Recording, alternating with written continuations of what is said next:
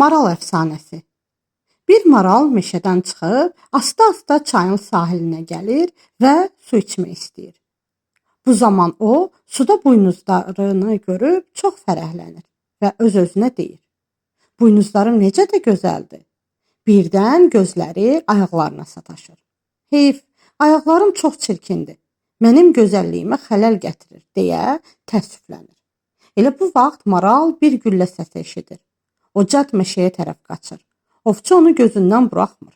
Güllə atır və onu ovlamağa çalışır. Maral isə var gücü ilə qaçır, qurtulmaq istəyir. Birdən meşədə maralın buynuzları bir ağaca ilişir. Qaça bilmir. Ovçunun gülləsi bu dəfə maralı yaralayır. Yaralı heyvan ağlının köməyi ilə birtəhər buynuzlarını ağacdan qoparır, sıx ağacların arxasında gizlənib xilas olur.